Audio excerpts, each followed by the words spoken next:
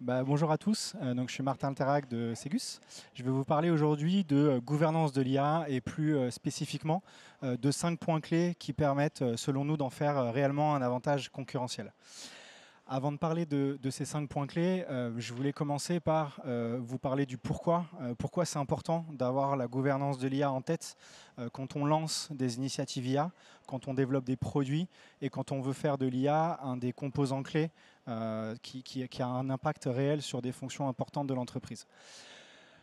Ce point clé, c'est une histoire de gestion de risque. Le premier risque, c'est un risque réputationnel, notamment quand on exerce en B2B, quand on a des produits d'IA qui ont un impact direct sur notre relation client. Avoir des produits d'IA qui comportent des biais peut très rapidement faire héberger des risques réputationnels importants. Le deuxième risque, c'est un risque opérationnel, même philosophique avec le risque réputationnel. Quand on a des produits d'IA qui vont piloter des supply chains, piloter la maintenance de machines, avoir des impacts importants sur des fonctions clés de l'entreprise, avoir des produits d'IA qui dysfonctionnent, ça fait peser sur l'entreprise des risques opérationnels importants. Le troisième risque, c'est un risque juridique ou réglementaire. Vous en avez sans doute entendu parler. L'Union européenne est en train de mettre en place un ensemble de réglementations autour de l'IA qui s'appelle l'AI Act. Mais il n'y a pas que l'Europe qui est en train de bouger sur ces sujets. Les États-Unis aussi sont en train de bouger. Et même l'Asie et la Chine, récemment, ont annoncé qu'elles allaient mettre en place des régulations autour de l'intelligence artificielle. La gouvernance de l'IA, c'est le levier qui permet aux entreprises et qui permettra aux entreprises demain de manager et de gérer ces trois risques qui sont, à notre sens, fondamentaux. Un petit exemple de ce qui se passe quand on néglige ces risques. Je ne sais pas si vous en avez entendu parler, ça a fait un petit peu de buzz ces dernières semaines. Je ne sais pas si vous connaissez Midjourney, une application d'IA générative d'images. Cette société s'est retrouvée affichée récemment par la startup Itch, une startup française, qui s'est rendu compte que quand vous demandiez à Midjourney de générer une photo d'un mariage en France, vous aviez cette photo à gauche assez classique de ce qu'on peut voir dans les mariages. Et quand vous posez la même question en lui demandant sors-moi une photo d'un mariage mais qui a lieu en banlieue en France, vous avez cette image avec beaucoup de connotations très négatives autour de la banlieue, avec de la saleté, de la crasse, etc. et un environnement très dégradé.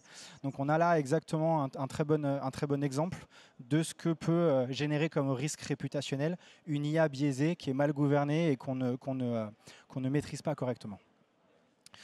Donc l'idée du point d'aujourd'hui, c'est de vous présenter 5 points clés qui permettent vraiment de faire de la gouvernance de l'IA un avantage concurrentiel. Je vais commencer par 4 points clés qui sont plus organisationnels et je laisserai Sophie ensuite vous présenter le dernier point clé qui est l'implémentation concrète de ces leviers de gouvernance et notamment de comment ça se fait au travers de Dataiku. Le premier point clé, c'est vraiment l'acculturation. Comment on acculture les différentes parties prenantes de l'entreprise aux enjeux de la gouvernance de l'IA.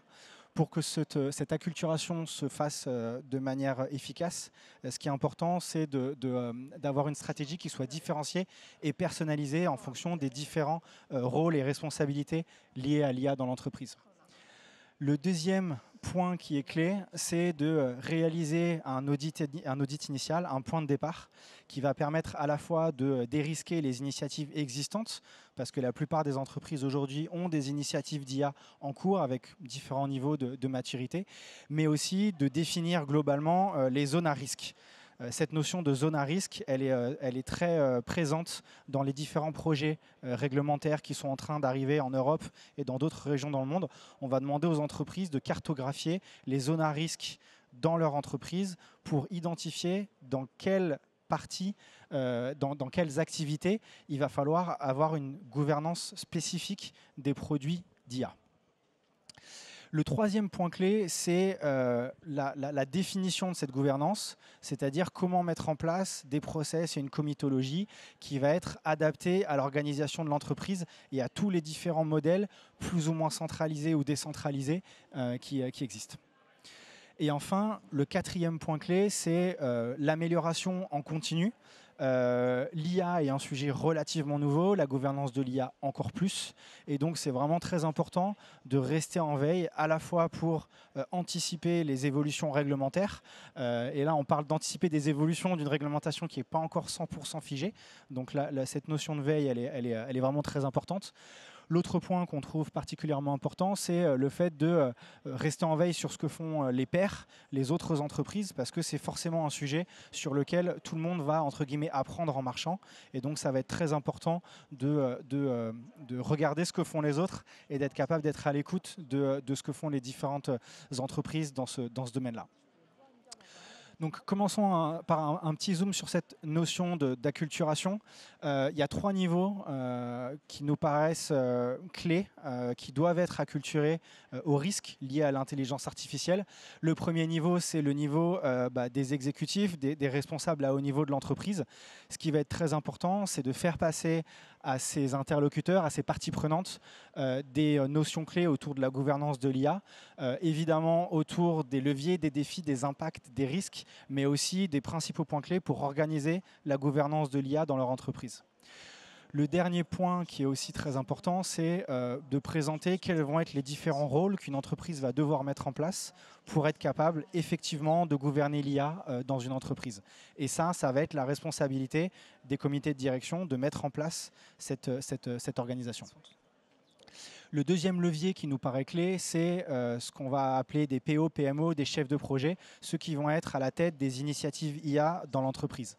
Là aussi, on va mettre en place une stratégie d'acculturation différenciée pour ces publics-là, qui vont avoir à la fois besoin de comprendre les grands enjeux de la gouvernance, mais qui vont aussi devoir être capables dans leur gestion de projet, dans leur gestion de produits au quotidien, d'intégrer les bons réflexes en termes de gouvernance de l'intelligence artificielle. Évidemment, il y a aussi une couche d'acculturation à penser pour les profils techniques, ceux qui vont opérer au quotidien avec interagir au quotidien avec les systèmes d'IA, les data scientists, les ML engineers, parce que c'est eux qui concrètement vont devoir implémenter dans la conception des projets et des produits les bonnes pratiques en termes de gouvernance de l'IA. Et vous verrez avec Sophie tout à l'heure comment Dataiku permet de faire ça d'une manière très, très concrète. Deuxième pilier, l'audit. Donc, comment on détermine les activités à risque dans une entreprise? Ça, c'est vraiment le premier sujet clé. Et c'est un sujet que toutes les réglementations qui sont en cours de discussion vont demander aux entreprises de réaliser. Ce travail-là va être à réaliser en fonction des différentes réglementations qui s'appliquent et en fonction des différents secteurs d'activité. Cette première activité, c'est déterminer pour une entreprise quelles sont les activités à risque. Le deuxième travail à réaliser, c'est d'étourer, d'avoir une cartographie des initiatives IA en cours ou qui arrivent dans les prochains mois ou dans les prochaines années. Et une fois qu'on a fait cette identification à la fois des activités à risque et des initiatives IA, on voit qu'on se retrouve avec, entre guillemets, 3 zones. Une zone d'activité à risque où on n'a pas encore de projet, mais il va falloir se préparer si des projets arrivent, si des idées émergent dans ces activités, à les gouverner comme étant des activités à risque. Potentiellement des initiatives IA en cours déjà dans ces zones à risque. Et donc là, il va falloir dès à présent dérisquer ces initiatives existantes en mettant en place en priorité la gouvernance de l'IA sur ces initiatives. Et on va avoir sans doute tout un tas d'initiatives IA qui ne sont pas identifiées comme concernant des activités à risque. Et donc ça va être des projets sur lesquels on ne va pas avoir forcément spécifiquement de gouvernance à mettre en place, en tout cas pas de manière prioritaire. Enfin, un point qui nous paraît également clé, c'est de mettre en place, à la fois en termes de process et de comitologie, de mettre en place ces éléments d'une manière qui soit adaptée à l'organisation de l'entreprise. On parle beaucoup de data mesh, on parle de construction de data product. Toutes les entreprises ont mis en place des structures qui sont plus ou moins décentralisées, ont mis en place forcément une structure de type IT ou DSI qui va avoir souvent la main sur la technique, ont mis en place des organisations de type data et iOffice qui vont avoir plutôt comme responsabilité de faire du portfolio management et d'accompagner les métiers. Et puis on a évidemment des entités business qui vont avoir un certain niveau d'autonomie. Et on pense que c'est vraiment quelque chose de clé de définir des process et une comitologie liée à la gouvernance de l'IA qui soient adaptés aux modèles d'organisation qui sont en cours dans les entreprises et qui sont rarement très ressemblants d'une entreprise à une autre. Enfin, dernier point clé, c'est cette notion d'amélioration en continu, de veille. Nous, on pense qu'il y a 4 points à mettre quatre étapes à suivre pour mettre en place un process d'amélioration continue qui soit efficace. Le premier, c'est d'avoir des process d'inspection continue ou aléatoire, des process de gouvernance de l'IA. C'est la seule manière de détecter les potentielles vulnérabilités dans l'application des processus de gouvernance de l'IA dans l'entreprise.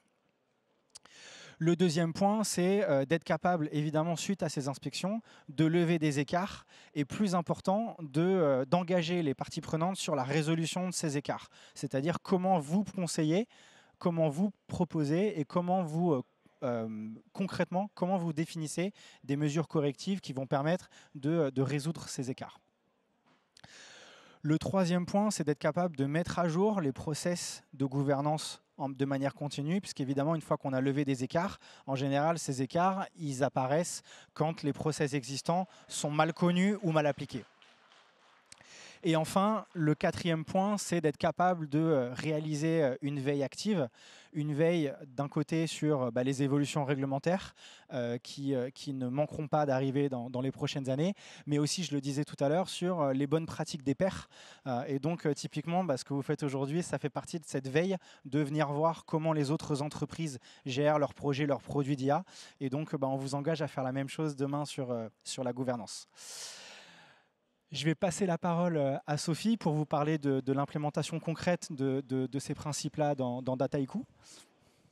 Je trouve ça très décevant parce qu'en fait, vous m'entendez ou pas? Oui. Parce que sinon, ça allait gâcher ma blague. Je trouve ça très décevant parce qu'en fait, Martin, il a gâché notre effet. On avait 5 points, il en a parlé que de 4. Enfin, il y avait vraiment un cliffhanger qui était énorme, mais en fait, tu as tout gâché. Maintenant, on sait qu'il y a un 5e point, que je vais vraiment devoir en parler. Normalement, j'arrivais sur scène, je te disais, mais attends, t'as loupé un point. Bon, bref, il devait se passer quelque chose. C'était ma blague. On va revenir à du sérieux, parce que là, on est quand même dans du sérieux. Non, de façon plus fondamentale, effectivement, en fait, c'est un binôme sur le sujet de la gouvernance. Nous, de notre côté, on développe un outil. De la même façon, quand on développe Dataiku, si nos clients ne savent pas pourquoi ils l'ont acheté ou pour quel objectif métier, prioritaire ils veulent investir, l'impact n'est pas là et potentiellement, ce n'est pas de la faute de la technologie.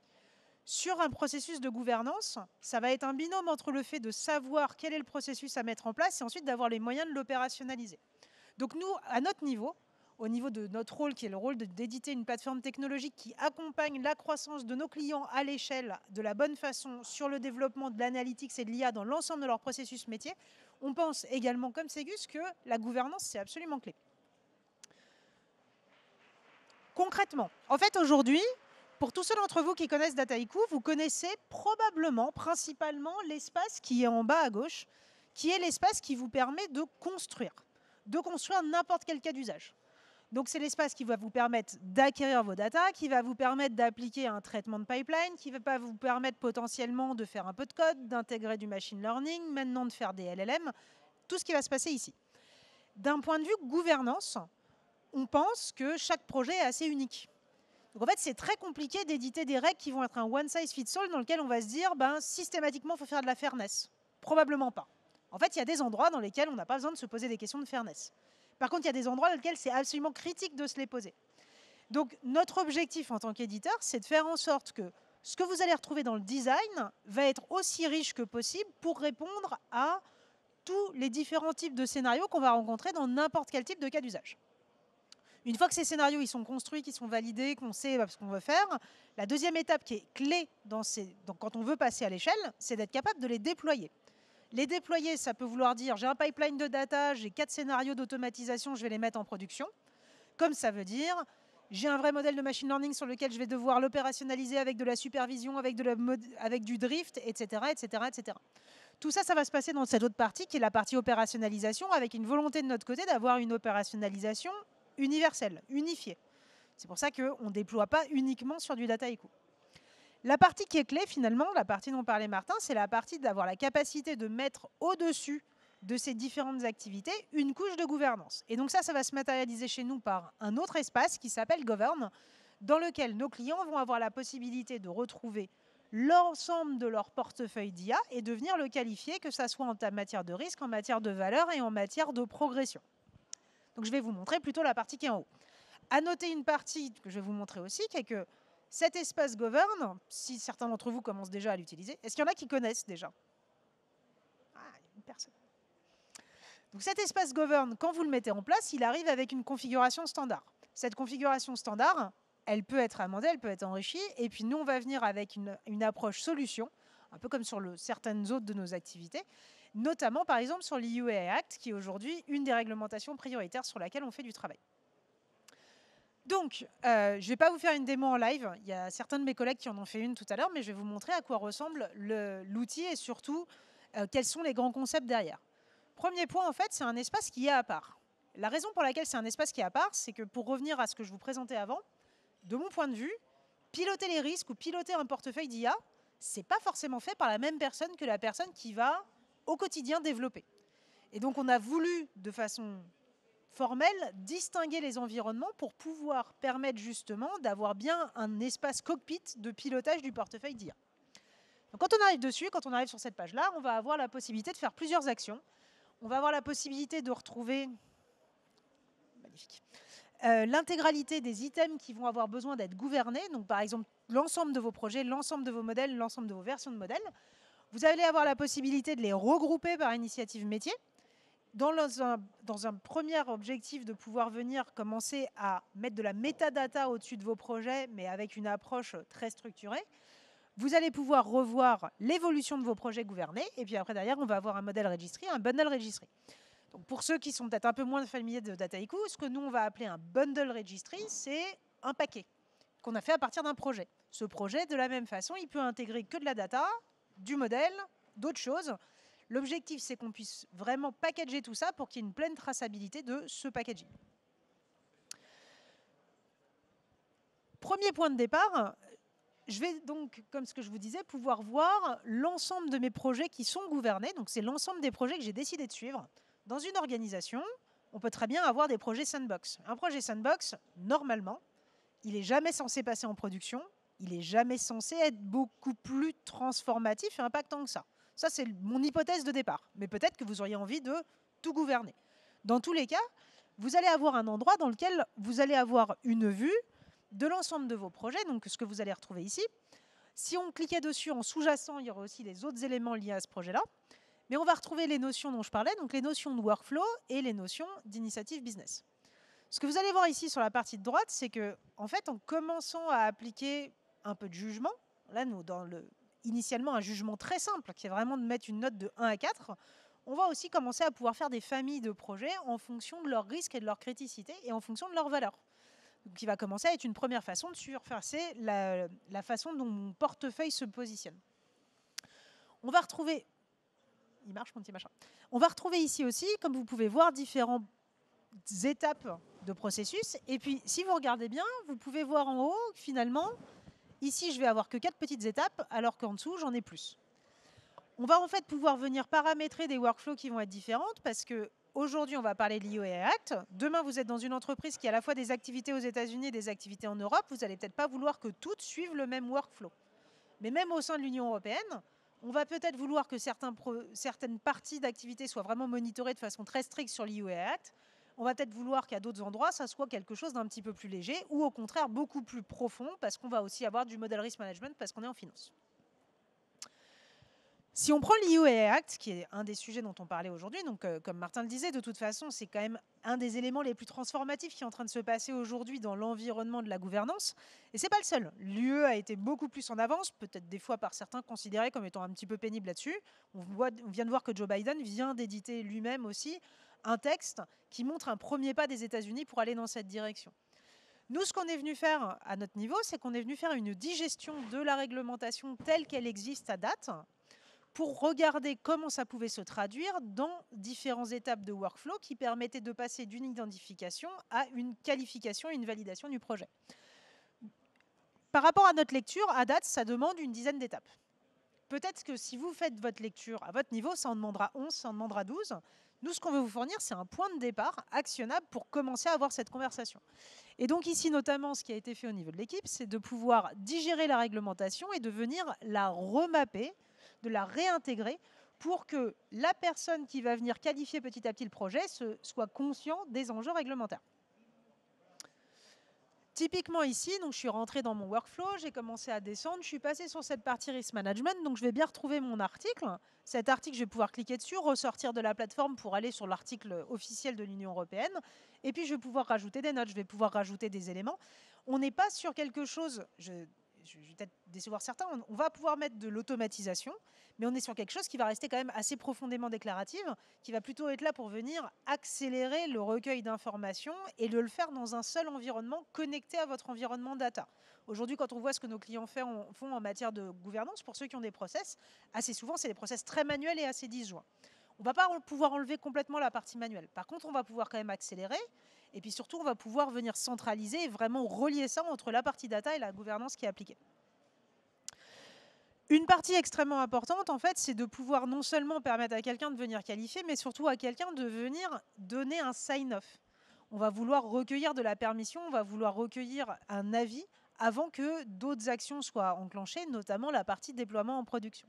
C'est ce que vous voyez à cet endroit-là. Donc là, on est au niveau du modèle. On va pouvoir faire des demandes de feedback. On va pouvoir faire des demandes à différents types de personnes. Donc là, par exemple, on va envoyer des demandes de feedback à toutes ces personnes qui travaillent à un instant T en risk et compliance, mais on pourrait en avoir choisi que certaines. On a fait le choix pour le moment d'avoir une approche de sign-off qui est une approche de sign-off avec un override final. Donc plutôt pas un sign-off par consensus complet. La raison pour ça, et peut-être que les choses évolueront, c'est qu'on a essayé de faire quelque chose qui ne soit pas surcontraignant pour les organisations. Quand on a un sign-off par consensus complet dans lequel il faut que 100% des personnes aient dit oui, des fois ça peut demander quelque chose qui est un peu lourd. Comme on est conscient que ces approches sur la gouvernance restent quand même encore assez nouvelles, on a préféré avoir cette approche par override à la fin, mais c'est des choses qui pourront évoluer en fonction des retours clients et en fonction des paramétrages qui seront faits. Maintenant que je suis ici, l'autre chose que je vais pouvoir faire, comme je vous ai expliqué, c'est de pouvoir regrouper les choses au niveau d'une famille de use cases, donc avoir un raisonnement au niveau beaucoup plus business initiative. Donc c'est ce qu'on va retrouver là. Là, je vais être dans tous mes projets financiers accounting et je vais pouvoir retrouver tous mes projets en dessous. Donc on est là, on commence à basculer dans une notion qui est plutôt sur de l'organisation de portefeuille. Donc, pour conclure, j'espère que ça vous donne une idée des capacités et de la trajectoire dans laquelle nous on part. On part vraiment dans l'idée de venir intégrer des capacités qui sont embarquées dans Dataiku pour vous permettre d'accélérer sur ces notions de pilotage et en fait de faire ce dont Martin parlait, mais avec une vraie opérationnalisation. Parce que c'est un binôme en fait, ces deux parties-là. Il faut arriver avec un point de vue, il faut arriver avec une vision des principes que vous voulez renforcer. Et nous, notre conviction, c'est qu'ensuite, derrière ces principes, il faut qu'il y ait la possibilité de les renforcer facilement pour que la gouvernance ne devienne pas un bloqueur. Pour vous faire un petit feedback client, le client que vous voyez à l'écran, qui est un client aujourd'hui qui a un assez gros volume d'utilisateurs de Dataiku et surtout qui est un client qui nous utilise pour certains sujets qui sont très critiques pour eux, notamment sur leur reporting réglementaire. Ils avaient vraiment un besoin de venir sécuriser un certain nombre de pratiques et de garantir de l'auditabilité. C'était le premier point d'entrée dans la partie gouvernance. Le témoignage qu'ils nous ont fait, que je trouve très intéressant, c'est que finalement, ils ont fait un vrai lien entre la partie gouvernance et la partie scaling. Parce que du coup, le fait qu'ils aient mis en place de la gouvernance structurée, alors c'est un acteur australien, ils n'ont pas l'EUA Act, ils ont d'autres types de réglementations, et notamment de la réglementation bancaire auxquelles ils doivent répondre. Le fait qu'ils aient mis en place de la gouvernance, ils ont vu ça comme étant un catalyseur et un tremplin sur le fait d'accélérer leur ouverture et leur démocratisation à la data, parce que justement, ça a créé de la confiance, et ça a permis d'opérationnaliser des process qui avant étaient vus comme étant assez lourds. Voilà ce qu'on voulait couvrir aujourd'hui. Je ne sais pas si Martin, toi, tu as quelques mots de ton côté pour conclure. Non, c'est bon. Mais pour résumer, en tout cas, vous avez vu un peu la synthèse de la vision conjointe qu'on portait ici, c'est-à-dire vraiment cette réconciliation entre le fait d'avoir un processus et la capacité de l'opérationnaliser. Et puis voilà, on est preneur de toute question par derrière. On va laisser la main à Laura. Merci beaucoup.